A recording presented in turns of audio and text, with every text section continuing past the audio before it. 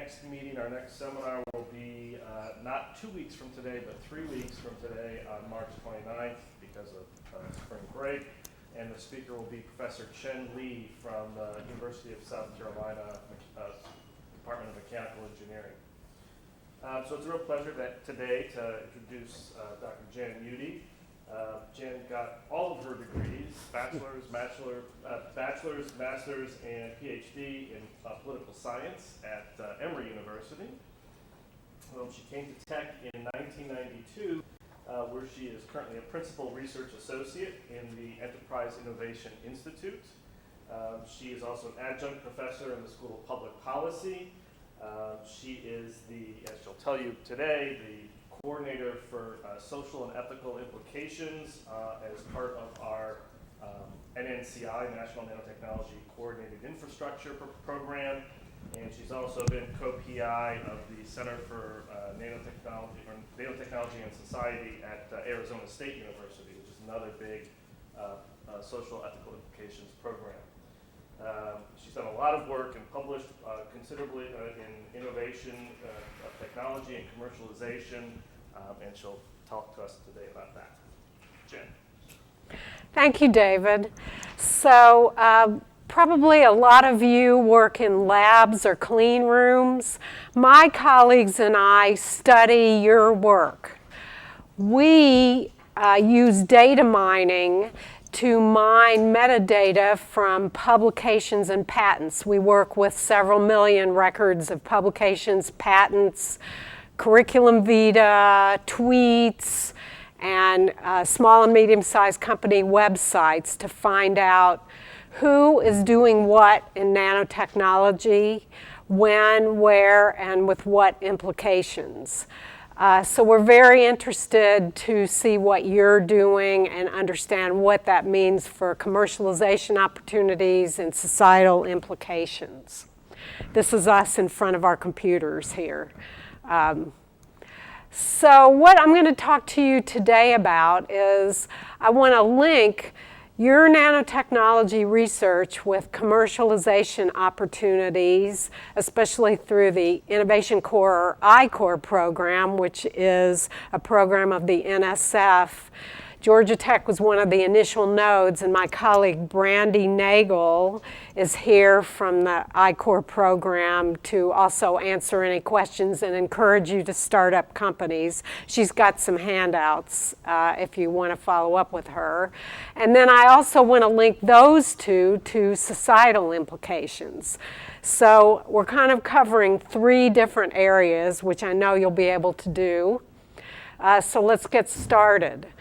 Your work and my work, all of our works, is under what is called the National Nanotechnology Initiative, or NNI.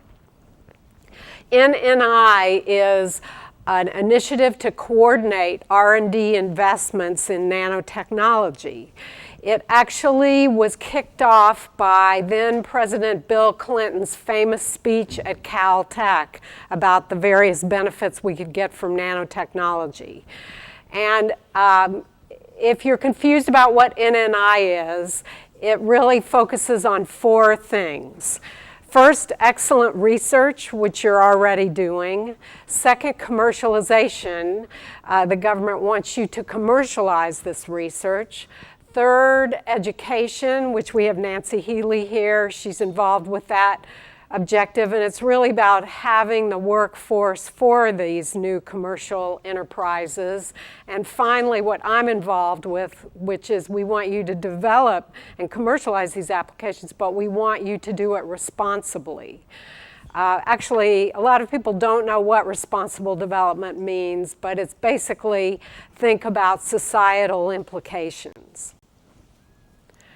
So, I'm going to kick this off by talking about the President's Council of Advisors on Science and Technology, because one of the conditions of putting money in through the National Nanotechnology Initiative is to have the initiative evaluated.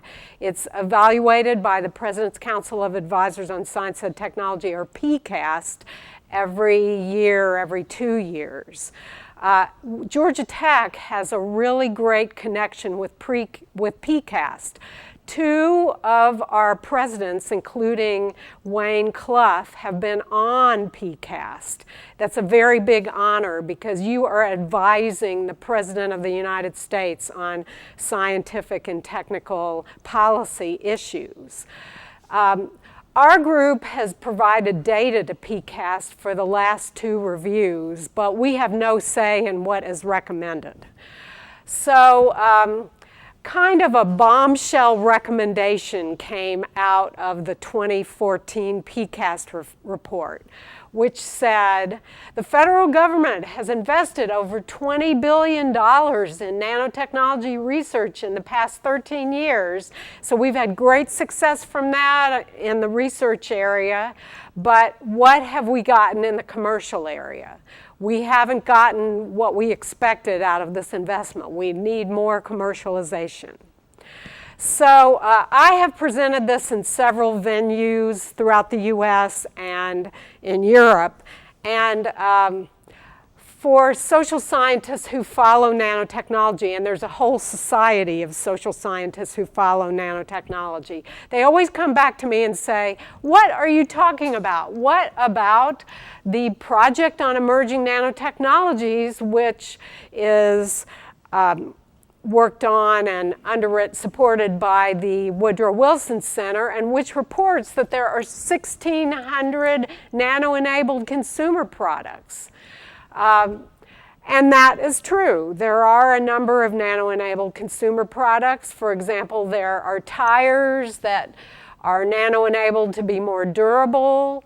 There are tennis rackets and golf clubs that are lighter and stronger. There are cosmetics, there are sunscreens that are nano-enabled that work better, there are medical diagnostic methods that have been the subject of many of these Nano@Tech talks. There's also intermediate goods in the supply chain, like semiconductors that are nano-enabled, inks that are brighter and more intelligent, catalysis that makes oil turn into fuel more efficiently. So there are any number of products, but that said, there are some critiques of this inventory. The first is, some of these products, when you actually look them up, we don't find them in the market. The second is, some of these products claim to be nano, but they really aren't. Of course, we know nanotechnology is kind of a policy term. It's hard to say, well, if you're at 100 nanometers, you're in the nanotechnology domain. If you're at 101, forget it. So it's kind of more of a policy definition than an actual thing in science. And then there's the biggest critique, which is, seriously, the government put in $20 billion for golf clubs and tennis rackets? That's not breakthrough, transformative work. So once we bring these critiques up, that kind of leads us to needing more activity in the commercialization arena. So the PCAST report is not just challenged with telling us what is wrong, but they also tell us what we should do to improve this situation. And one of the biggest recommendations they had is they want researchers to commercialize their research into products. So they want to see better activity in this area by using the I-Corps program. So what is the I-Corps program? I-Corps. Brandy invited me to sit in to an I-Corps training about a month ago, and it's really magical how it can take people who really have no background in starting companies and turn them into people who could really start a company and be an entrepreneur and do this very quickly. And the I-Corps training I attended had a number of very successful mentors, and one of them was Steve Chaddock, whose name is on this building. So you've really got access to some great people who have started great companies in the region. So I-Corps began in 2001, and it actually came out of Silicon Valley, specifically Stanford's Lean Launchpad course for engineering students. It was based on a curriculum put together by the venture consultant Steve Blank. And the idea was that we're working on what a lot of people say is work that is too early stage and you can't commercialize it. Well, I-Corps says, no, you can think about it in commercial terms. It operates through a training program which starts with a 3-day boot camp, which is what I observed. And the 3-day boot camp is comprised of a whole room like this, maybe even a little bigger of this, of 3-person teams. There is the NSF PI, so anybody who has an NSF grant as a PI or a co-PI can apply for $50,000 to participate in I-Corps. So you've got the PI there, or the co-PI. You've got the entrepreneurial lead, who is usually a student, either a graduate student or possibly a postdoc. And then you've got a mentor that specializes in your area. So, and then you have these teams, and they kind of come up and present their ideas. They get feedback. It's really great. But the thing that really makes it efficient and effective is this customer discovery process. So the I-Corps people tell you, you can't just be in the lab or the clean room. You have to go out and talk to customers. And they will actually help you go out and talk to customers, because if you're like me, I like to be at my desk. I really don't want to go out and talk to customers. But they really help you with some lead questions to get you started, help you develop lists of customers, and by the end of the process, you will have talked to upwards of 100 customers. And the point of this is not just to get out of the lab and talk to customers, although that's fun. I think one team was going to a bar, as I remember. Can't remember what their product was, but so it's not just about a fun thing. It's about getting a good match between your technology and what people need. And what they do is, now let me just say, when I was your age, we were taught that if you want to start a company, you have to develop a business plan. And it ended up being this big, thick thing, and nobody knew what to put in the business plan because you really weren't sure about a lot of the things with your company. So you would make up stuff, put this business plan together, and then who knows what happened to it, but I don't think it was used very much. But with I-Corps, they organize everything around the business canvas model, which was developed by Alexander Osterwalder, a Swiss, while he was in business school in Switzerland. And so they fill out these boxes. So all you do is you have one sheet of paper and you fill out these boxes. And I know you can't read this, but there's only 3 things you have to know in a way. The left-hand side is about your technology. The right-hand side, which I've circled, is about the customer. And then there's this thing called value proposition, which is about getting a good fit between the customer and your technology. So they call it pivot. So they want you to listen to the customer and then change your technology accordingly. Change your application so you're responding to the feedback you get from the customer. And then you have the stuff at the bottom, which is about the money you need to start your business, the revenue and the costs. But the key is this value proposition of the fit between the customer and your technology-based application. So we're thinking about this from a societal viewpoint because, as David said, I am the societal coordinator for the new scenic network, or center. So, we think that back when we were doing business plans, we had enough time to think about societal issues. But now that we're working on these lean models and starting up companies more quickly, we've got more limited time to deal with societal issues if we're working on an incremental application, and we have more limited vision if we're working on a radical innovation, limited capability to envision what the societal implications would be. So with that, what I want to do is kind of give you a little roadmap to think about societal implications while you're thinking about your commercial application. Now, okay, back when I was young, we didn't think about societal implications and that we could have any impact on the technology.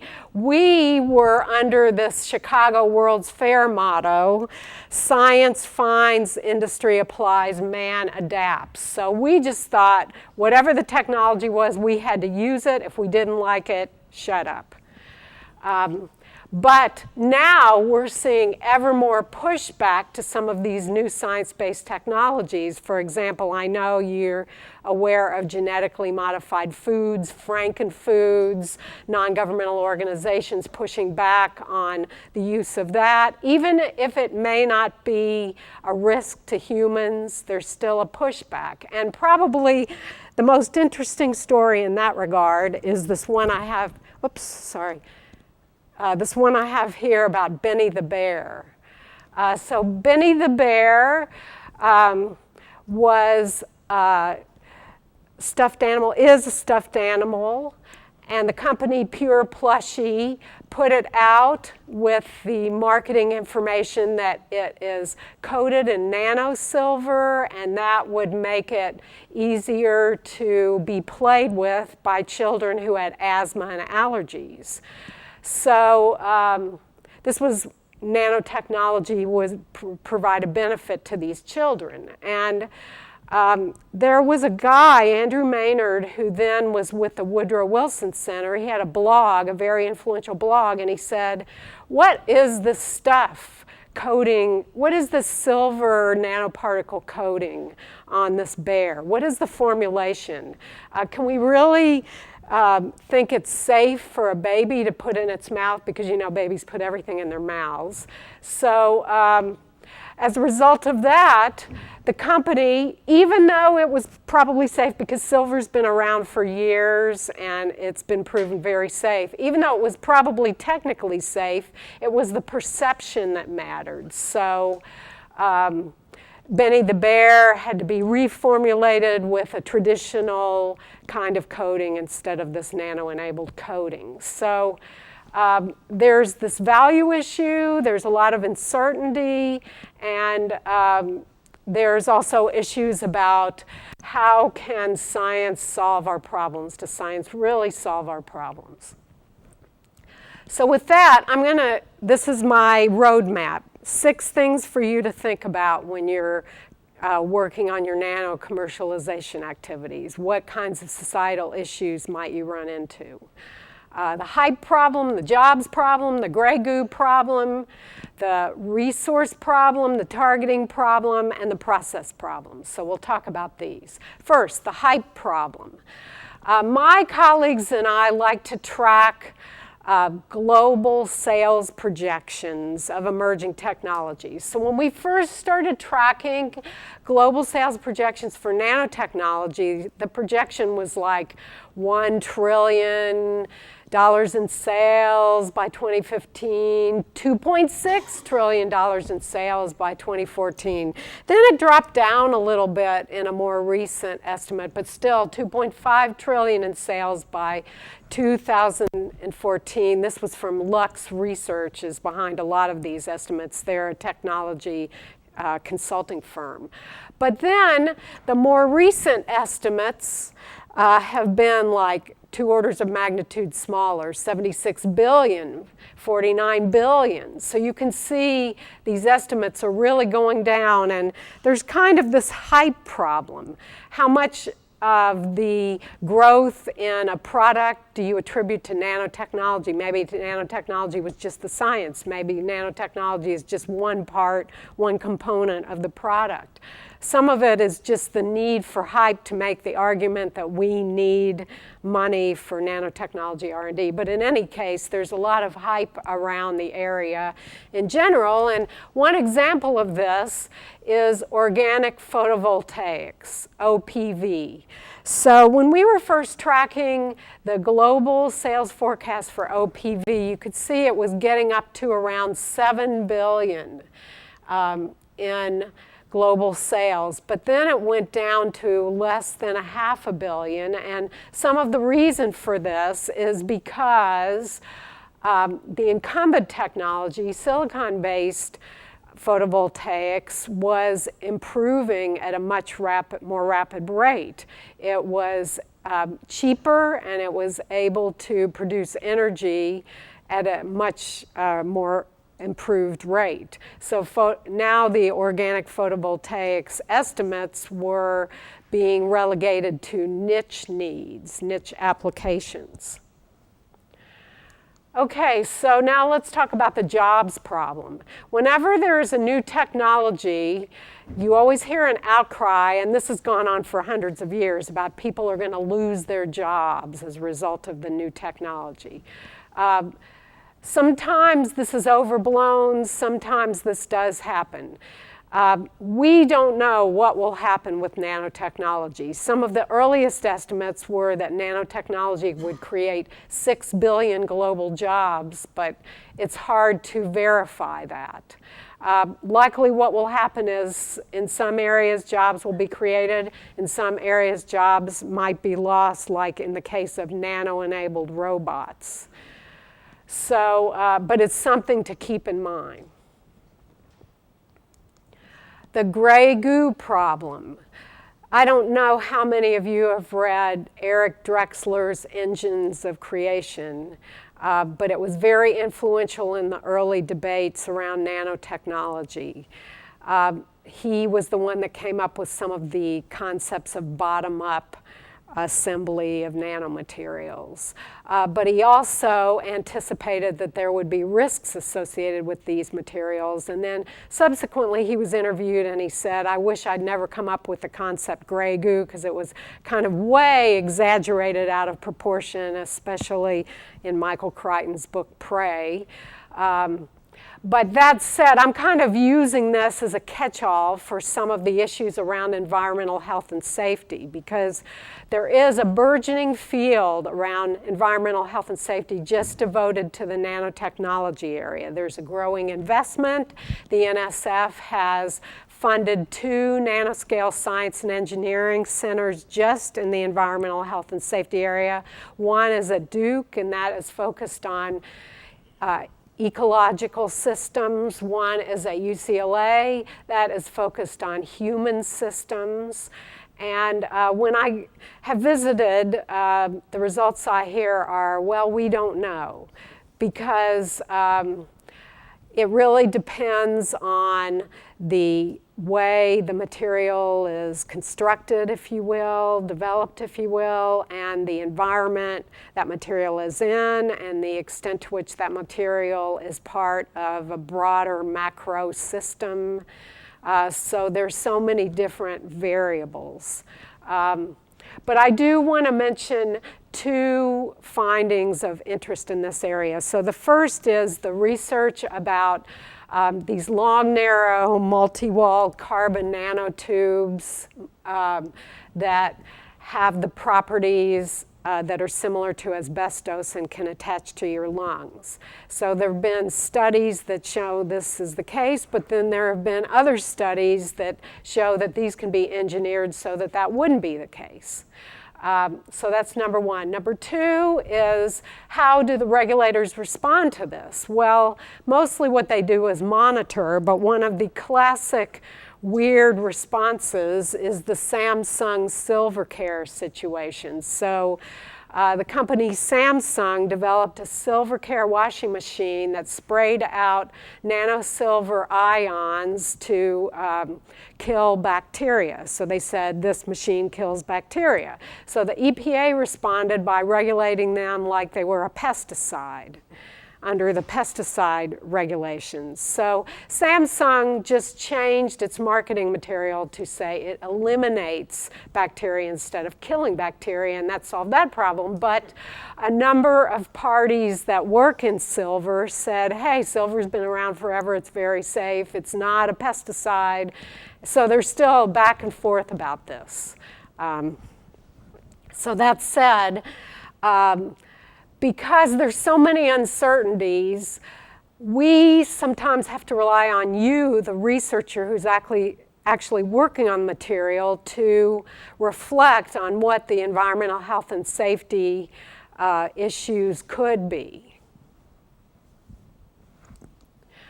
Rare earth metals. If you're working in nanoelectronics, you're often working with rare earth metals. I don't know if you've seen any 60 Minutes TV shows, but they've had whole segments devoted to rare earth metals. You would think something as like a rare earth metal would not be so controversial, but it's very controversial. First, in the mining, it's very difficult to mine, and most of the metals these days are found in war-torn areas of Africa, and there's a lot of fighting and bloodshed over these materials. And second, the production, the processing of these materials is China kind of has a monopoly on that, and sometimes they use this in sensitive diplomatic issues. So if you're working with these, it's something to what would happen would be if your material got to be so successful and commonplace, and then there was a rare earth incident, metal incident, that could, it's a long shot, but it's something to think about, that could potentially derail your work. So probably something that's not a long shot is the targeting problem, because you remember from the NNI, they want you to take your research and commercialize it to solve societal problems. What are societal problems? One source for that is to look at the UN Millennium Goals. They had their first round of goals, which were like 7 or 8 goals, and now they're debating on their next round of goals. So hunger, health, education, energy. One thing you might note about these goals is they're very broad. And when I look at these goals, I'm kind of reminded of this TV show. This is one of my favorite TV shows. HBO's Silicon Valley. I don't know if any of you have watched that, but it's about a startup company that's kind of lampooning the whole Silicon Valley milieu. So they've got this, at the end of season 1, they went to a big event, and they had to pitch their company. And there are studies done by business schools that find that pitches are increasingly using societal targets in the pitches, and this is pitches to funders. So you want funding before you get enough customers to float your company to move forward. So these pitches were hilarious because they were something like making the world a better place through programmable algorithms of compression, Paxos, or something so technical that would have nothing to do with societal considerations or making the world a better place. And then they had a second set of things where they were taking taglines relating to societal considerations and moving the words around, like, our technology is social, mobile, local. Ours is local, mobile, social. Ours is so, low, mo. People get suspicious about these fake or very weak targeting efforts. So that's one issue. The second issue is having Western people assume that problems in developing countries can be solved by technology and by outsiders who know nothing about this situation in the village. So the classic example is this roundabout play pump technology. So a South African engineer developed play pump to deal with water scarcity in African villages. The idea is you have these children who are playing anyway. They would play on this roundabout, and that would pump water into a tank, and then the village could access the water by just a spigot on the tank. But that actually completely didn't work because, number one, many of the villages didn't think they even needed that. Number two, they mostly broke, and there was no capability locally to maintain or fix them. And number three, it was a little insulting that the work of water was being done by children, and then also, when it broke a little bit, women and children together. So, and if there were no children, the women would be on this pump kind of pushing it around. So sometimes technology is not a good way for dealing with societal challenges. Sometimes you have to get a lot of input from the local environment to make sure your solution is going to work. And that kind of goes back to the I-Core approach of lean customer discovery, talking to customers. So the last problem is the process problem. So who do you talk to? Who should be involved with nanotechnology? When I first started working with the Center for Nanotechnology and Society at Arizona State University, I thought, nobody is going to understand this. How can you say you want to go out and talk to regular people about nanotechnology? But that's actually exactly what that center did. They set up 6 what are called National Citizens Technology Forums, one of which was held at Georgia Tech.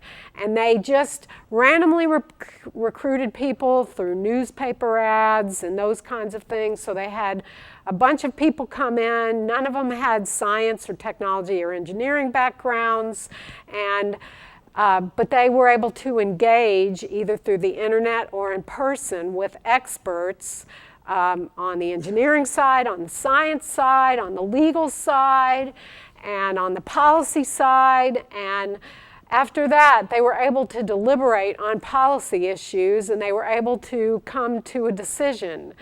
They were especially able to agree on what kinds of information they would need going forward to make decisions about nanotechnology, and what should be the priority for funding R&D in nanotechnology. So some areas they couldn't come to consensus, such as areas related to risks, terrorism, those kinds of things.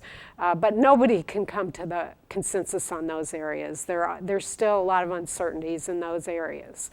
So in summary, if you are engaging with customers through lean customer discovery, you have to think about the process problem. You have to think about having participation of diverse groups.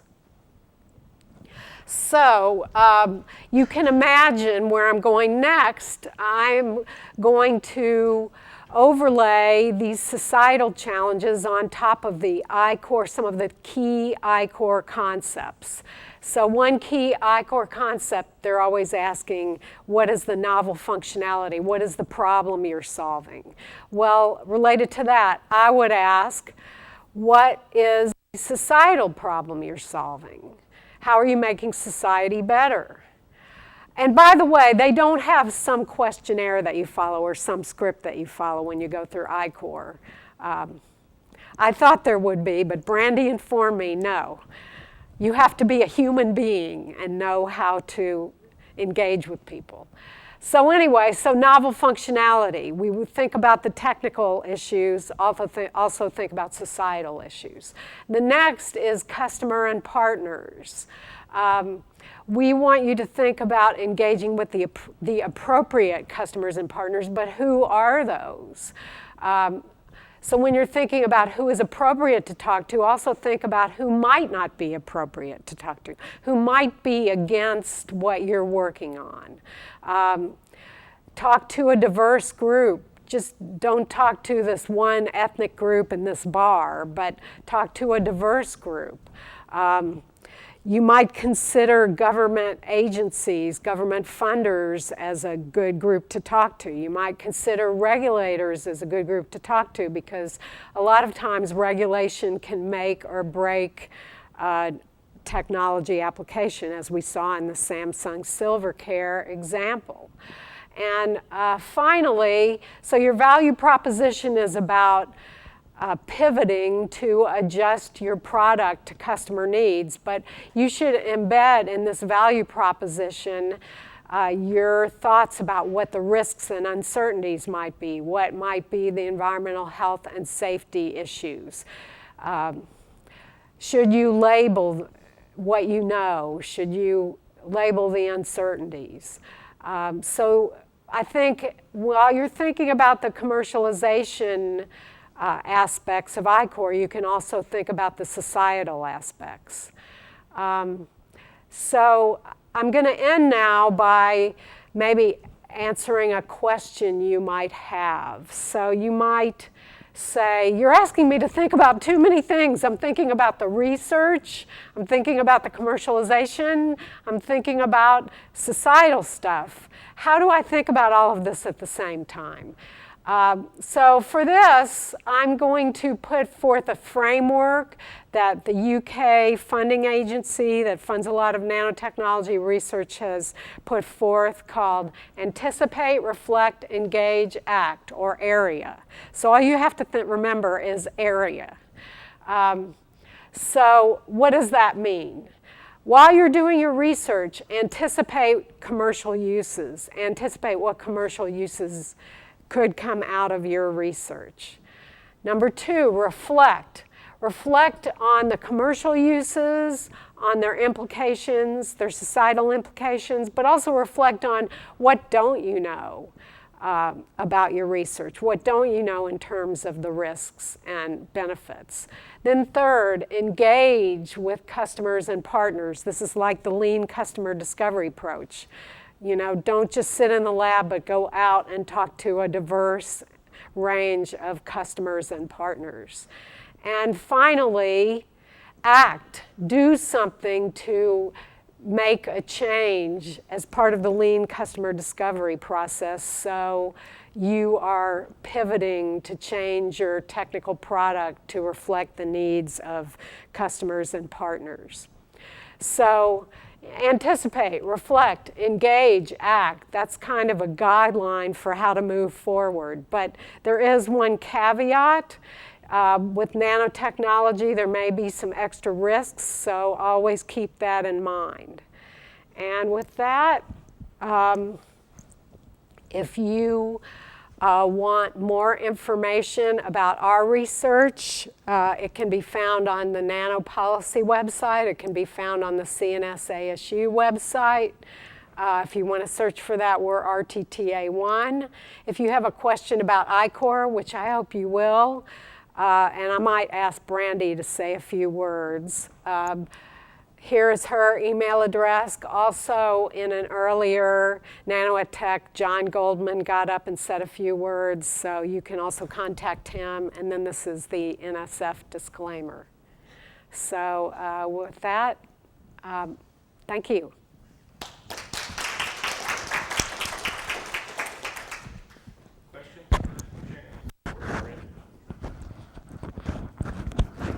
Maybe if nobody has questions, I'll let Brandy tell you a bit more about I-Corps.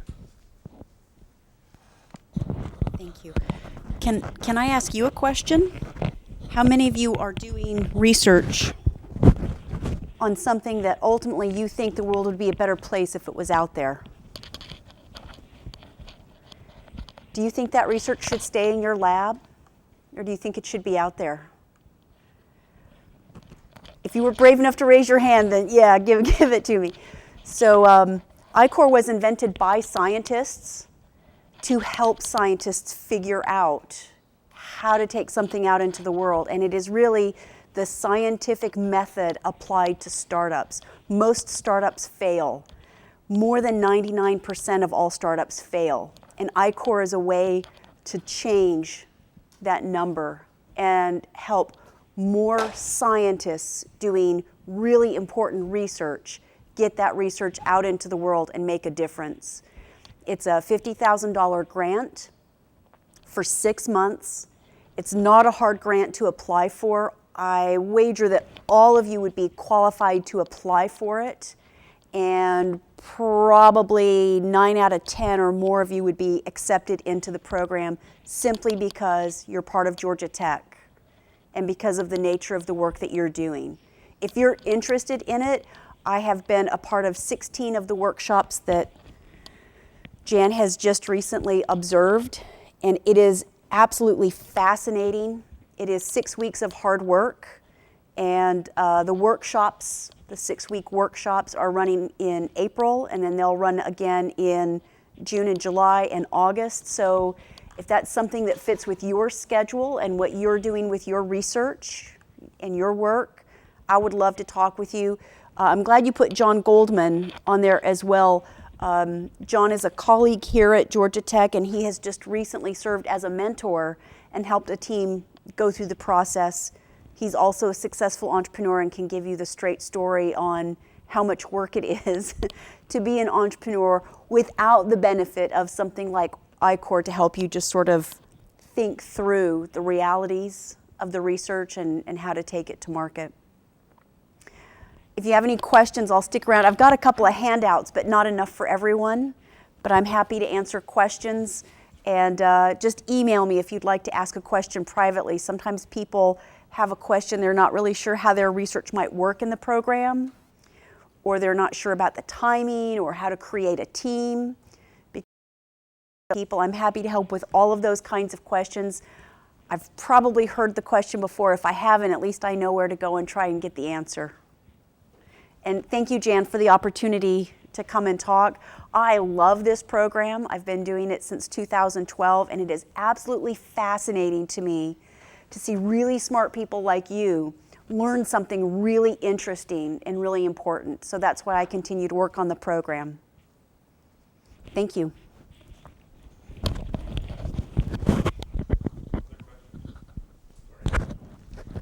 I'll ask a question and repeat it for the camera.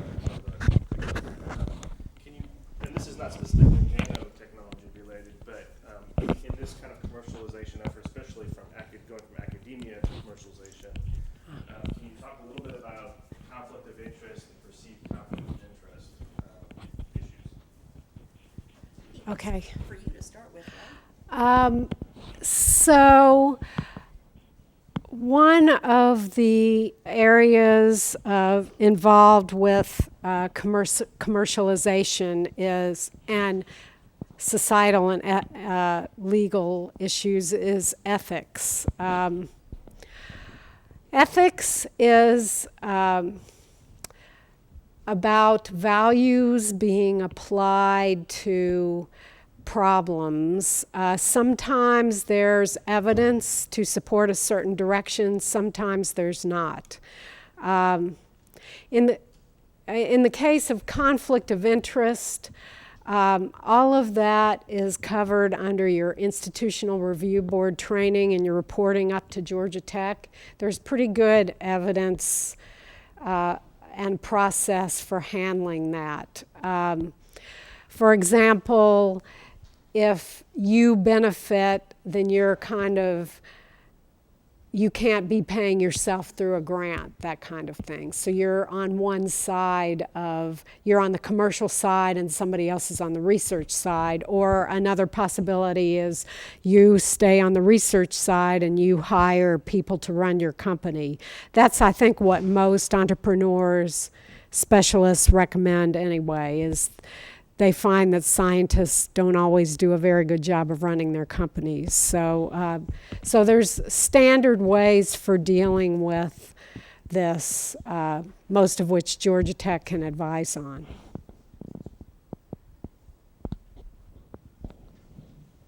Anything else? Okay, thank Jan one more